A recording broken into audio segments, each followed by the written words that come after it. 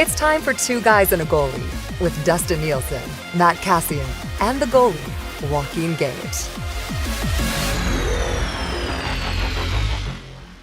Hello, everyone, and welcome to another episode of Two Guys and a Goalie. Nielson, Cass, Gager, Hernan Salas here with you as well. Two Guys and a Goalie, as always, presented by Coolbet Canada. Sign up for an account today. All you have to do is go to coolbet.com, enter the bonus code 2GUYS, the number 2, the word guys. You get a 100% deposit bonus on initial deposit, up to 200 smackaroos. And Chris Abbott will join us a little bit later on. We'll get to keep it or clip it a little bit later on as well. And we'll get to, we got to talk about it a little bit later on today as well, boys. But Oilers practice today, no Mike Smith. And quick update from Gregor on Twitter. Smith injured his thumb in the New Jersey game on the second shooter in the shootout. Played against Toronto, but it's still bothering him. Recent MRI results showed not completely healed, so they need another week, 2 or 3. Not ideal, obviously. Injured it against New Jersey, did play with it against Toronto, and now at least a week. Gager, your thoughts on Mike Smith being banged up again, this time with something else? Gosh, it's that whole thing that we were talking about at the beginning of the year when he signed is, can he stay healthy? And he can't. It's awful for him. He must feel just terrible about this. But I mean, if it's a thumb, depending on what hand it's on, I mean, I remember snowboarding a lot my first year pro, and I could barely hold my stick in my hand. I actually just taped it to my hand to my stick. So, but I guess with Mike Smith, his puck moving ability, that's such a huge part of his game. And man, this is tough. This is not the news that I'm sure that the Oilers wanted to hear from how Mike Smith was doing. Cass, we talked about in the last episode. I mean, how are we going to get to see more of Stuart Skinner? And if Mike Smith's out 1, 2, or 3 weeks, we know Koskinen isn't the best when he's carrying a heavy workload. I mean, this could be that window that Skinner's been looking for. I was just about to say, is this a good thing, guys? Not that it's a good thing to see people hurt, but is this a good thing for the Edmonton Oilers to have Stuart Skinner if they indeed call him back up and if he indeed plays?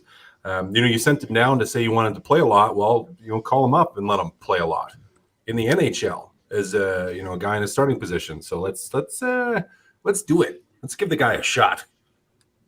Now I know there's reports out there saying that Condors have a lot of COVID cases as well. So Skinner's going to test.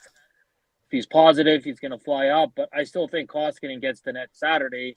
And for a team that hasn't played in a long time, a team that's a slow starting team, and now you have a goaltender that, let's be honest, there's not a lot of trust in. He's going to get to start. Like, this might get ugly once again on Saturday night. Let's hope not, but we'll see. But I agree with Cass. I think what we all wanted to see was Skinner, and this opens the door for that. And if he can run with the net, especially if Koskinen loses on Saturday, then there's going to be decisions to be made, right? You can't keep going with Koskinen if he continues to lose.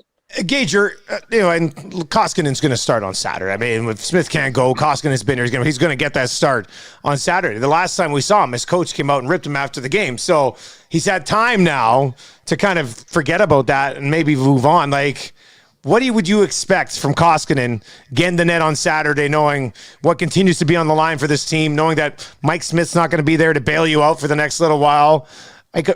Should we know what to expect from Koskinen in this situation, or does he surprise all of us, I guess? No, I thoroughly expect average NHL goaltending. I mean, there's no it all lines up for average goaltending. He hasn't played in a long time. All accounts that the little squabble with the coach in the media and his retorts back that the team doesn't score any goals. I mean, this isn't lining up great for him, like you guys said, and I completely agree with you.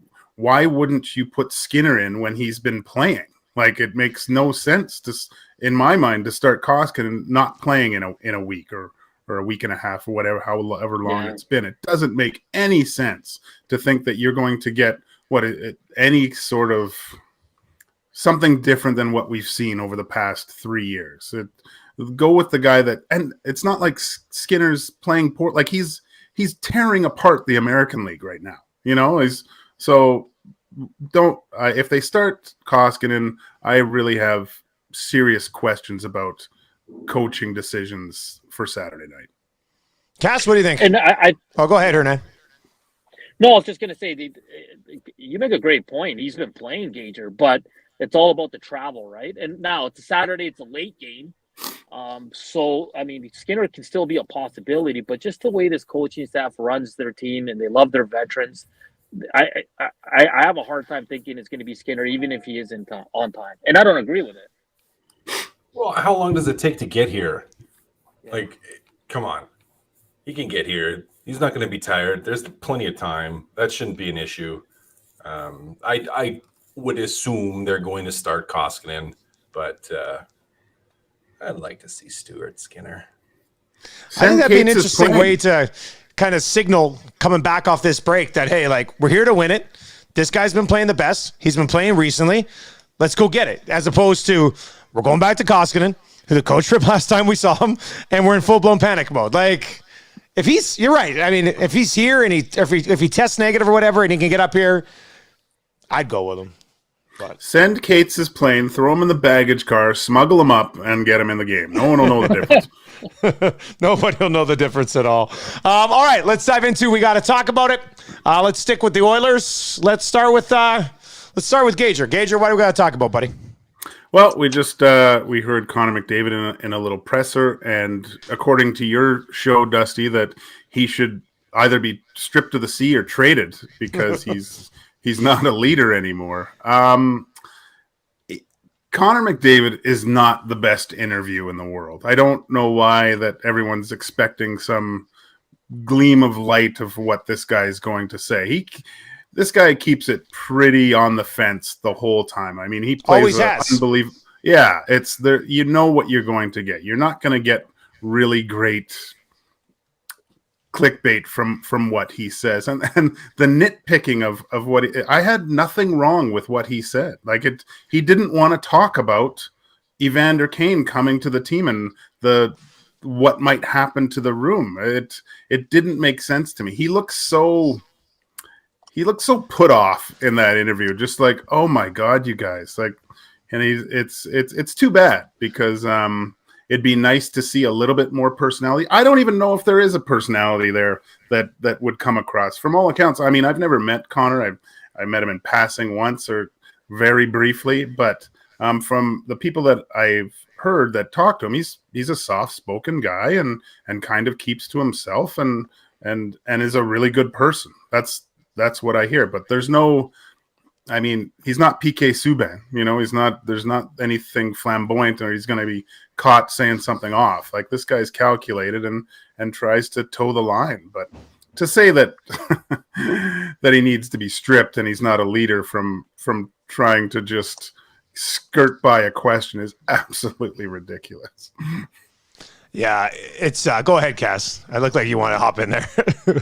No, it's okay. It's okay. I just was going to say, like, I actually thought, I'm going to agree with you, Gager. I thought he handled the questions fine. Like, I'm like, yeah, that's a reasonable answer. Like, what are you expecting from the guy? Like, I don't think it's right to expect him to come in and be like, yeah, I told Evander Kane he better smarten up if he comes here, get your act together. It's like, well, no, he's not going to say that. Even if that's the conversation they had where they're like, hey, if you come here, you got to be on board with this.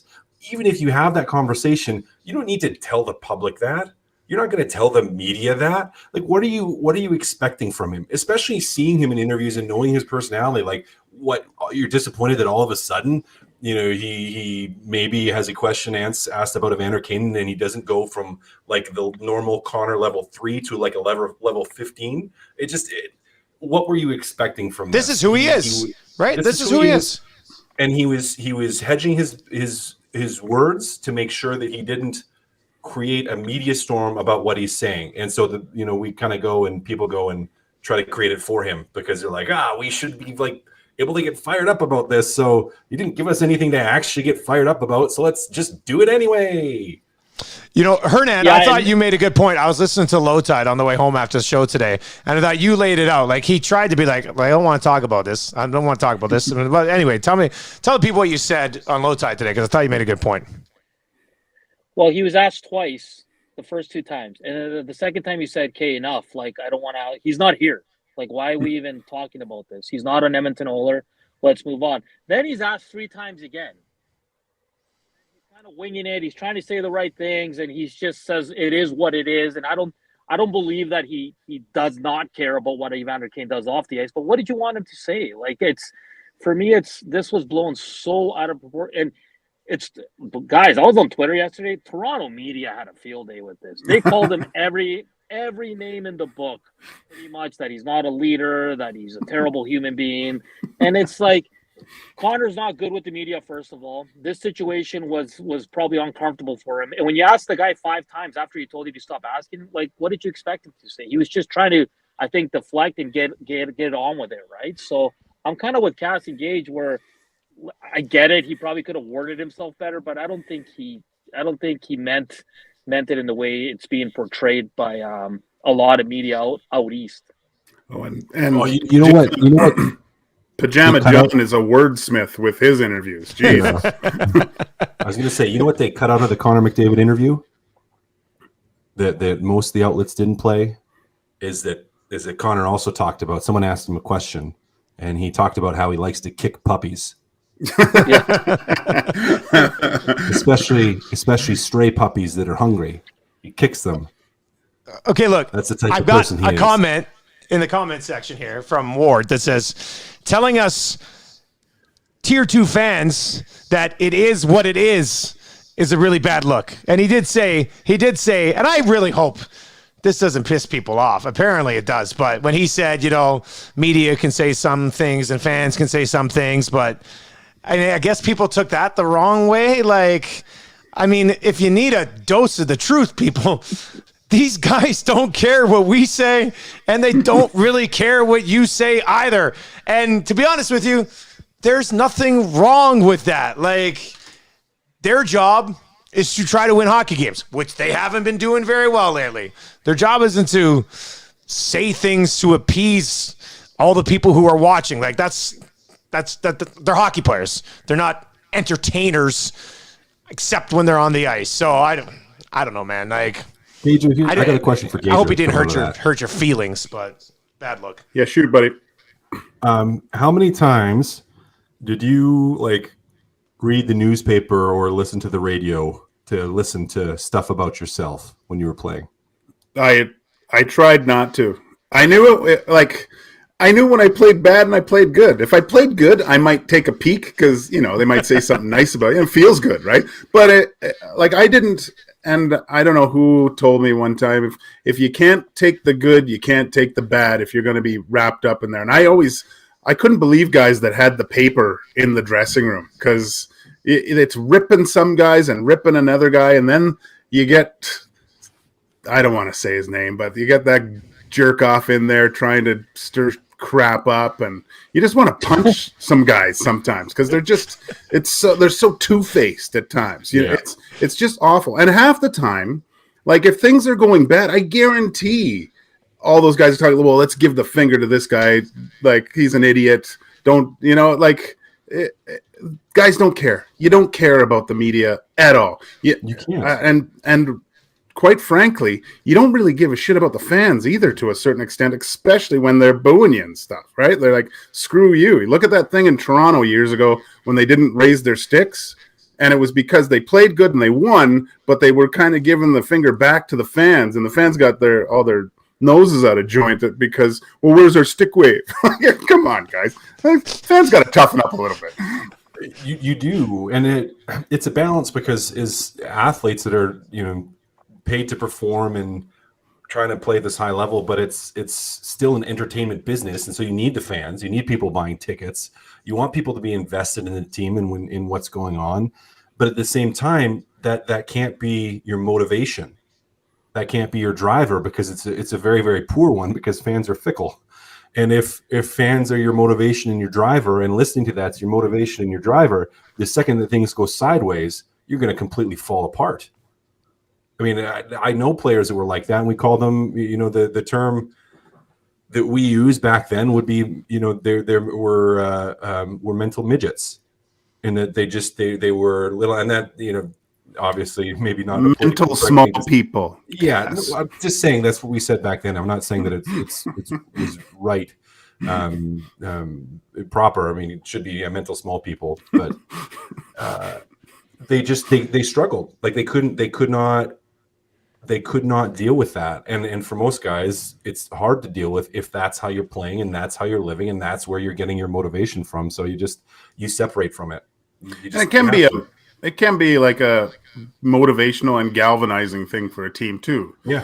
Media's on you, fans are on you. They go, and you get that meeting with the leaders of the team, and kind of it's us against the world here, and everyone gets together and has a moment where, yeah, okay, let's do this. Let's all get on the same page here. That's kind of where the Oilers are, I think. It's just such a roller coaster here, man, because they start the season so well and they're chanting Bison King outside the window and MVP.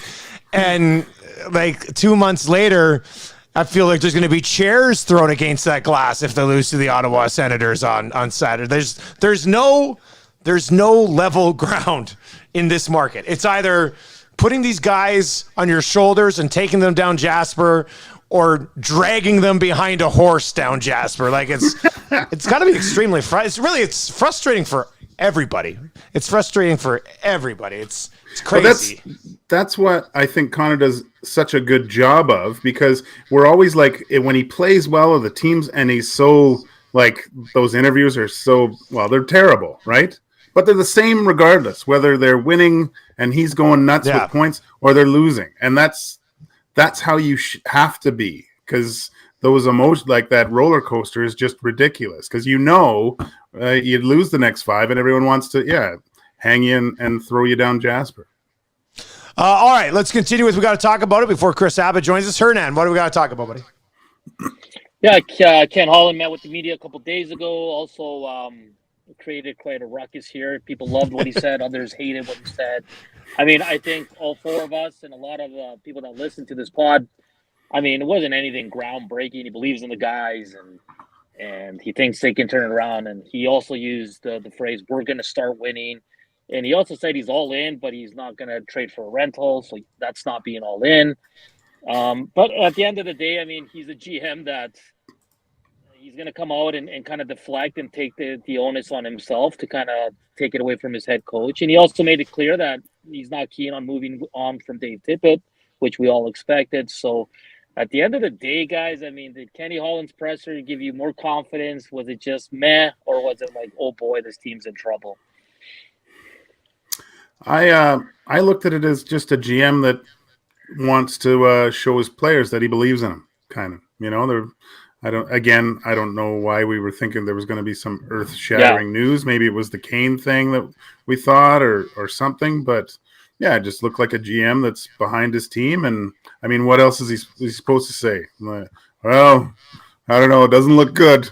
We're going to try to win some, get into playoffs, but I don't know. We'll do the best we can. Like, of course he said the right thing. I didn't have any problem with it, but I don't know what everyone expects to get from these things. It's crazy. I mean, I was more probably along the lines of meh.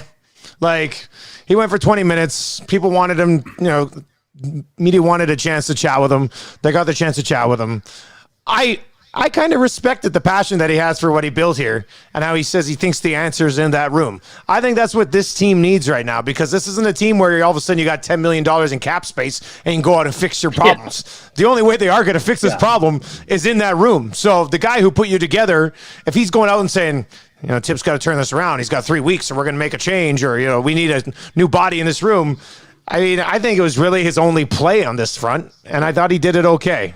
Cass, where do you come out on it?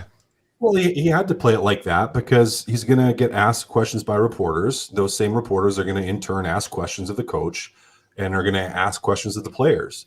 And regardless of if he actually thinks the answer is inside that room or if the answer is only in someone named Evander Kane, You have to say things that are going to try to get the most out of your players in that room. And in that environment, it's like, well, no, we believe the answer's inside here, because that's what you're probably telling your players in the room, is that we have to do this. These are the players that are here. This is the coach that is here. It is on our shoulders to make this work. Part of that, there's cap issues. There's a lot of issues, which is why the only real solution for them is Evander Kane, if they can actually make that work, if the NHL doesn't suspend him for the rest of the season, which is a real possibility. We'll get to that, I'm sure, in a few minutes. But it's exactly what I expected. So I wasn't even in a ho-hum. I was like, yeah, that's about right. It's what I expected from him. Not surprised in any way. Gave the media a little bit to chew on and hedged what he was saying to try to get the most out of his team. Did you guys like the feistiness? I think it was towards the end about the trading a prospect or a pick, and he got pretty fired up on that question. Well, I mean, everybody always wants to just send away a prospect for immediate help. Like, it's just easy to do. Like, it's just, it's not, what I really liked was when he was just like, everybody's like, play the kids. And then when it doesn't work, you go, move the kids. So it's just like, yeah, I mean, he's not wrong. That is how it is.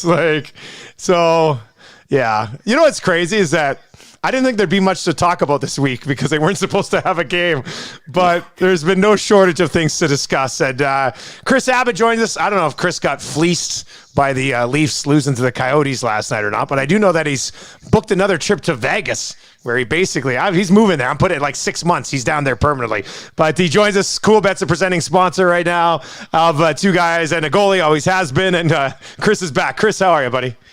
I'm good. How are you guys doing? Good. I never know. I actually didn't bet that game last night.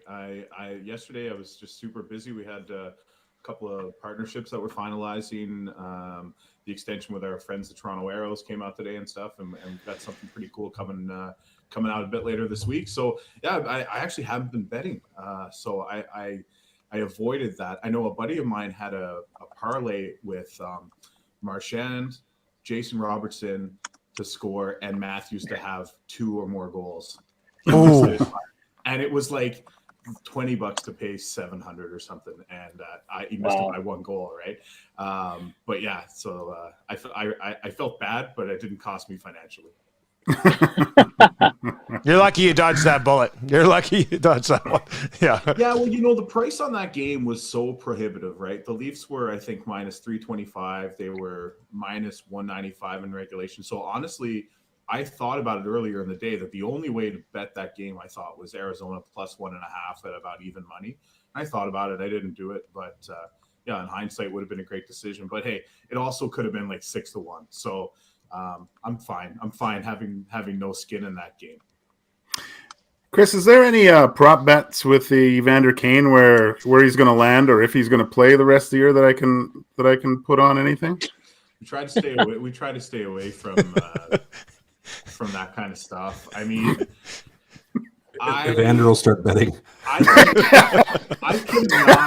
I cannot imagine why you would want to bring him into your locker room as an NHL franchise right now. He's not a goalie.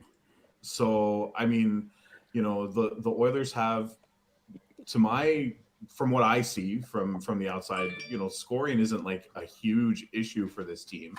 It's not like he's a Selke winner. It's not like he's a glue guy. So I don't know. I don't get it. Is it a distraction? Is it a red herring to distract from everything else? I don't know. It's a pretty good one if it is. Nope. It is the absolute best decision the Edmonton Oilers can make to win right now. And if the reported number, if it's true, between 1.25 and 1.5, you can make that work. And if you have to bury it and put them on waivers and send them down and send them home, then that is what you do. To me, I don't want to say it's risk free, but it's low risk at the cost. Because you're not getting a goaltender for 1.5. That's going to help your team. Yeah. No, and I don't disagree with you, Cass, right? If this was a video game. If this was a video game and you could get a player with the skill of Evander Kane and add him to your roster, you take it at that number. I don't know. I just think the distractions are have a greater potential to outweigh the benefit. Now, where was it he went? Was it when he first went to San Jose that he just tore it up? Yeah. Until he got his new contract. Yeah. Yeah. So, I mean, there's that. But, I mean, you're taking it's a public relations race more than anything. I'm sure the guys in the room know who he is and what he represents, and they just want to win. If it makes them better, that's good. I think it's more of just a public relations thing that I don't know that the team needs. But hey, if it helps them win, then that all goes away too, doesn't it? Which, we've seen in the NFL time and time again, like Tyreek Hill, not the best human, great receiver. So yeah, it's a tough one. So if that prop bet becomes available and we see a quick $1.3 to $1.5 million put on that bet, the entire contract. Yeah, that one would have to pass through a second set of eyes, and I don't know that we would accept it. Chris, I do. Nudge. I want to before I let you, I want to talk about Montreal quickly, just from a betting perspective. I mean, they've played 35 games, they've won 7. I think the Habs, like the Leafs, would usually be a public team that people just want to bet on. So, like, are people? I don't want to call them idiots, but are people still trying to find some value on the Habs, or are Habs fans just milking loss after loss to at least make some money on a horrible team? I think it's gone the other way, right? I think that's such a passionate fan base that they'll turn on you real fast. So it's probably just fun for people in Montreal now. Let's bet against them by 3 goals tonight. Like, start taking the spread instead of the money line. So yeah, I mean, it's wild. It goes to show how important that Carey Price and Shea Weber were to that team functioning at all. Yeah, but yeah, that's bad, man. It's funny. It's funny that they're below Arizona in the standings right now, if I'm not mistaken. So yep, that's a tough year when one team is tanking and one technically wasn't. And you were in the Stanley Cup final the year before. Now, I don't think in a regular year they probably make that Stanley Cup final. They caught lightning in a bottle for a couple of weeks, and it was great. But yeah, it's amazing just the fall off there. Amazing. Chris, when you're looking at Saturday, the Oilers playing their first game in a long time. Ottawa plays tonight. Mikko Koskinen looks like he's going to get the start. Should I sprinkle a little bit on Ottawa here? And the Oilers are slow. You should get an alternate total. You should get an alternate total of about 8.5 and go over at about 2.5, 3 to 1. That's what I'll be doing on that game. That's not a bad idea. Actually, I hadn't thought about taking it that high and hitting the over. That's a good idea. Maybe not that high, but it's definitely going to be lined at 6.5. So, I mean, over 7, 7.5, 8. It's definitely going to be worth a look in that game, or like a bunch of goal props. Find some guys who are likely to score goals. Bet builder goal props. Let's go. Yeah, I think that's good. And yeah, Dusty, I did book to go back to Vegas, man. I saw that. Did you say you went for $270 there and back? 237 return flight from Pearson. I would have spent that in Uber Eats on the 4 days that I'm going to be home if I don't go. Yeah, I mean, and get some room comps due to previous travails down there. So yeah, it's $237 for a little bit of vacation. It's probably going to cost me more in COVID testing. Yeah, and hopefully not lose too much money. But the NHL All-Star Game is there that weekend, the skills competition, and the Pro Bowl. So. If I can weasel my way into some of those, that'll limit the time spent at the casinos. So I think it's good. I need to get out of here, man. I need to get out of here. So yeah, that's a good idea, buddy. We'll talk to you again before then. But I saw that. I was a little jealous. Smart planning, buddy. Smart planning. Well, hey, listen, it's a wide open trip. You're all welcome to join. Like, let's do this. Let's have a little. I'll talk to my wife about that. We'll see how it goes.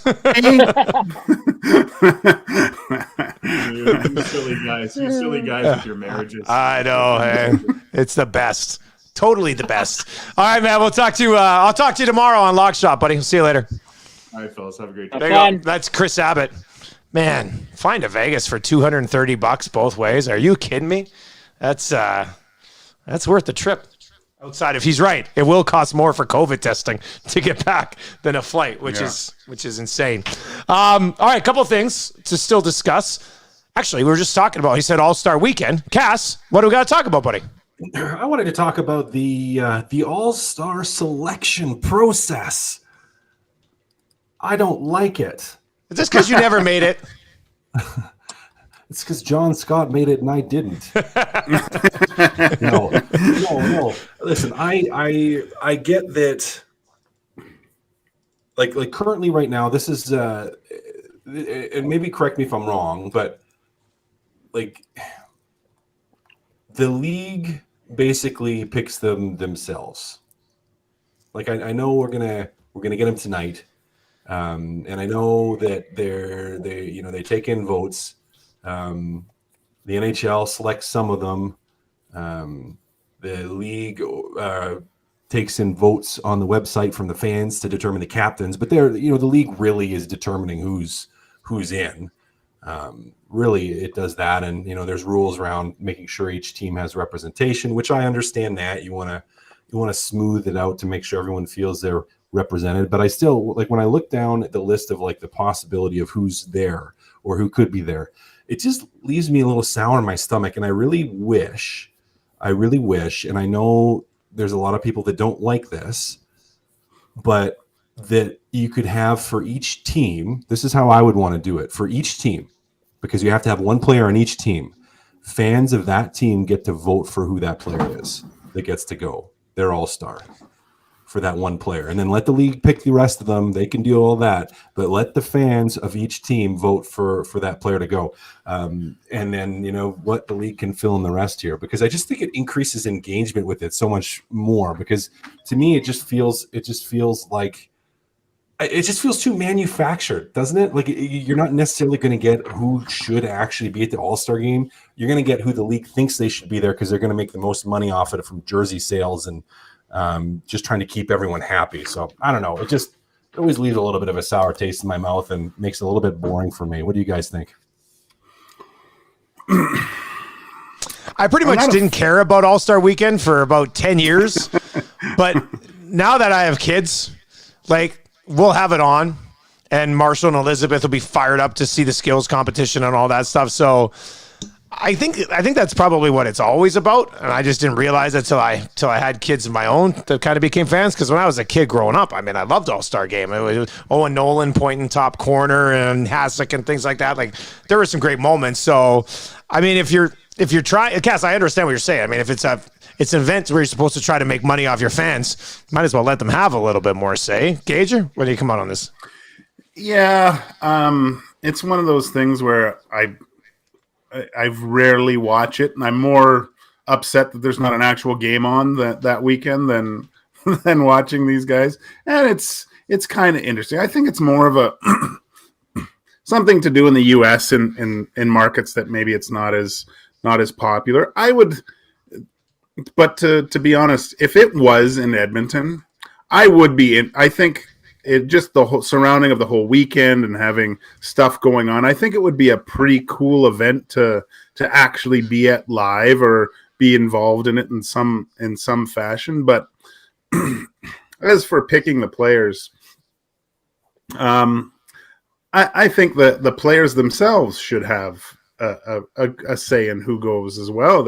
There should be ballots on players, and maybe you put it so you have to vote for someone on another team or something like that, and do the voting that way. Because let's face it, the players know who the best guys in the league are and the hardest to play against, and those types of things. I think you would get a more honest selection of all-stars if the players were a little bit more involved. What if you did? Yeah, no, go ahead, Hernan. No, I was just gonna say I agree with kind of like what the guys are saying, that there's really not a lot of interest there, and I get it. But I guess I'll ask you guys this: did you like when that John Scott stuff went down? Like, were you a fan of that? Like, did you like it? And then, so the All-Star Weekend, is it the best players in the game or the best players that season? Because I look at a guy like Kadri, he should be an All-Star this year, right? So I think that's where you have to kind of like mix and match and see how you select these players. I think there's a little bit of a popularity contest element to it there. Like you don't want guys giving bad interviews there. You want the guys that express themselves too a little bit too, right? So it's I think there's a fine line there if they really want to grow the game. I mean, I don't think I'm not sure if a lot of Canadian fans pay too much attention to it. But like you said, I mean, if it was here, Dusty would be there with his kids and probably having a great time. I'd be there for sure. Cass probably be there. Hernan, you and I'd probably be drinking beers at the beer garden. But aside from that, it would it would be a beer fun garden. weekend. I'd kill to have a beer in a beer garden with you guys. God, Oh my has to God. happen at a pub. Something. We haven't had a beer together in 2 bloody years. Oh man. All right, here we got to talk about it before keep it or clip it. We got about 10 minutes. Let's bang this out. We've kind of hit in Evander Kane in a bunch of different situations, but this kind of just hit me. I was talking with Rashad today, and we're going over the whole McDavid thing, and I'm like, man, McDavid wouldn't even have to deal with this issue if Evander Kane to Edmonton didn't exist. Like, the guy hasn't even signed here yet. It's already causing tension around the team. So my question for you guys with Evander Kane is, would it be worth it? Would it be worth it to go through when you sign him? Tippett has to talk about it. Evander Kane has to talk about it. McDavid has to talk about it again. If the team's not winning, you have to talk about the Evander Kane thing again. If they're winning, then, hey, maybe everything flies under the radar here. But, Cass, you were the guy who brought this up a couple months ago, and now here we are in reality. I mean, it looks like if it happens, it's going to be the Oilers. It's just a matter of time and figuring out what the hell happens with this next investigation that's going on. But, Cass, from what I've witnessed this week, I'm almost like, I don't know if it's worth it, the headache. But still, I'm intrigued by the player on the ice. So, in the end, Evander Kane, is it worth it? Yes. And I think it's really easy actually to deal with. You have to coach your players, and you coach your coach, and you coach your GM on what to say to the media, knowing that there's going to be questions coming in. And to me, the answer needs to be, well, we know he's had off-ice issues in the past. He knows he's had off-ice issues in the past. He's coming here for a fresh start with the team. He hasn't done that in our dressing room. He hasn't done that to me. I'm going to treat him with respect as a teammate. We're going to work together to pursue our goal of winning the Stanley Cup. Done. Nothing else. What else do you need to say? You don't need to say anything. You don't need to address his past. You don't need to address, someone asks a question about the gambling. You're not going to address that. You're not going to say oh, well, yeah, no, I hope he's not a degenerate gambler and this and that. It's really going to affect the room. No, you're going to say, well, you know what? Again, that's an off-ice issue. That's not one that I'm aware of or partial to. All the details in the situation. Life is complex. Situations are complex. He is here now. He is part of this team now. He is my teammate now. And we're going to go out there and win hockey games. Done. And again, I think that's all you need to say. And will we be upset about it? Yep, because it gives us less to go on. Will fans be upset about it? Some of them maybe. But that's, as Connor McDavid said, that's the reality of it. I guarantee you that there will be a lot more people more upset if the Oilers keep losing than there will be if they sign Evander Kane. So, I don't know. To me, it's an absolute no-brainer. Everything this team needs offensively for a spark, Evander Kane is. Everything. Boys? He's already caused a little bit of stress in my household because I'll just yesterday I was because all those tweets he signed. So I was on my wife's computer and I looked up to see if and I was doing stuff and my wife was sitting there and what's this? She asked what we were talking about and I was Evander Kane. Oh, who's that? And I go and I kind of went into the whole story of Evander Kane, not knowing that she was on the machine there and looking up stuff and I was saying I think it's a mistake. I went into my whole spiel and I all of a sudden my wife goes, well, maybe he deserves a shot. And I'm like, what? I just told you. Like in my mind, I'm thinking, I just told you all this stuff about this guy. There's no way you would not say, you'd say, get this guy out. But my wife somehow found the ESPN body issue there. So I was like, she thought, hey, he doesn't look too bad.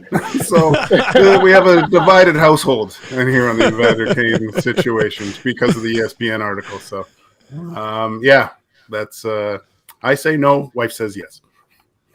Hernan? I'm kind of with Cass where it's low risk because if he's a mess off the ice here, then you just cut ties, man. Like it's only going to be for the remainder of the season. He's not getting a long-term deal, and what he brings on the ice, like Cass said, is a pure power forward. This guy does it all. So Yeah, I mean, a lot of people are not going to like it, and the Oilers are going to take some heat for that signing if it does become true. But what he does on the ice is going to help this team. So, and it's again, if he doesn't work out, see you later, man. Like a one strike rule, he's not going to get 3 opportunities here. Yeah, I had a conversation with ex-Olympian Carl Stallery, who played in the NHL. Local. He's an AJ guy. Yep, Camrose guy. And we were chatting about it, and we were talking. He's talking about one of his first NHL games, and it was playing against Winnipeg. And he was like, "Man, we were skating back into the corner, and I cross-checked Kane, and he went down hard into the boards." And he said, "I don't know if I'd ever been so afraid on the ice for my life as I was after I did that." And nothing. I don't think anything ended up happening. But who does the Edmonton Oilers have that plays regularly that's able to bring a little bit of that chaos and that fear and that element of uncertainty to other forwards? Like you have the offensive uncertainty for McDavid and Draisaitl, but you supposed to don't be have Kassian, that, right? Like Kassian's supposed to do that job, right? He's right, but supposed to or not, he hasn't been. Yeah. And where I feel like Evander Kane still, it's like, and even from a skill set standpoint, like Evander Kane can do what Zach Kassian wants to do sometimes, which is, Evander Kane can run through 2 guys with the puck on his way to the net and bury it. He's that type of player. And then if you cross-check him afterwards, he's giving it right back to you. And he might, make it worse. And he plays with that edge, and he plays with an energy when he's on the ice that the Edmonton Oilers lack significantly. So he's going to be on his best behavior because, as Hernan said, short-term deal, not a long. You're not signing him for 8 years here. If you get him at like 1.25 or 1.5 for the rest of the season, are you kidding me? Like, it'd be ridiculous. And if you have to bury him in the minors or wherever, then you do, and you eat a little bit of the cap hit because it's worth it. Absolutely worth it. All right, let's get to keep it or clip it quickly. We got about 5 minutes here. Let's go with this one. Team management should never really care about what a fan base thinks. Keep it or clip it. I have to clip that one. They have to. There's got to be a balance. I'll clip it too. I mean, the fans are the ones that are paying to get in to watch your products, so I think there has to be some sort of care factor there. You got to clip it. You have to care, but you have to realize that what they care about most is winning. Well, that's the thing. But building's going to be packed if Ken Holland puts a winner on the ice, right? Who cares what anybody else says? Really? It's usually going to be packed when there's not a winner on the ice too. So yeah, in regular times, that's right. Evander Kane would score at least 20 goals for the Oilers between now and the end of the season. Keep it or clip it. That's a big number. I'm gonna keep it. Yeah, keep it. Sorry, Gage, you go ahead with your reasoning first. No, I'm just keeping it. Yeah, keep it. He can do it. I'll clip it. I think he gets close, but he's just around that mark because you got to think too, Dusty and the fellas. Is he going to get first power play time? Like, who are you taking out of that unit? Well, if he doesn't get first power play time, he gets no power play time, right? Like that's pretty much how it works. So that's what I mean. Yeah. Well, but like with that being said, you're not going to take Zach Hyman, who you just gave a 7-year commitment to, off the net front presence to put Evander Kane out there, are you? Like, I wouldn't think that happens. I think the only one that gets hurt there is JP because I think Kane's the second. I could see that happening after Hyman. But what is he right-handed? He's a lefty. Lefty. He's a lefty. Okay. They'll use him if the power play struggles. He's a guy that'll swap in. Yeah. Because now you have an option where you can make it have a little bit of a different look, have a little bit of a different element, but not like have to fundamentally change what your power play is doing. So he's more of a fill-in in that situation, I believe. Montreal Canadiens are as bad as they appear to be. Keep or clip it. Keep it.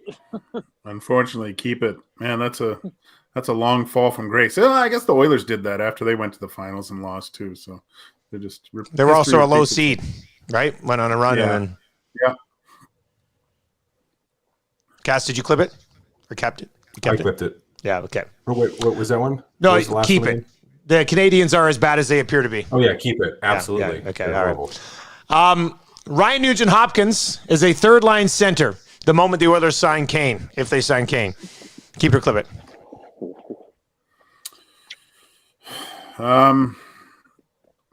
Fingers crossed, keep it, because I think that would balance things up. Go ahead, Cass. I'm just running through, and I know Dusty doesn't want to do this, but I'm running through line combinations in my mind. So even if I'm not going to say them out loud, this is how I'm thinking this through. He will start as a third-line center. Yes, we keep it. All right. Keep There we go. Keep it too. I think that's ideal for the Oilers to have him there, and a guy that can jump into your top six if needed. So We'll see how this plays out, boys. We have an episode on Monday. We'll be breaking down a game, hopefully, and who knows where we're at with this whole Evander Kane thing. If he doesn't sign here, this would be the most bizarre week that we'll remember forever, the Evander Kane week in early 2022. That'd be something else. All right, that's going to do it for another episode of Two Guys and a Goalie, brought to you by our friends at CoolBet. Have a great weekend, guys. We'll be back on Monday breaking things down. For Hernan and Salas, Walking Gage, Matt Kassian, I am Dustin Nielson. Thank you very much for watching. Thank you very much for downloading. And we will talk to you next week. Later.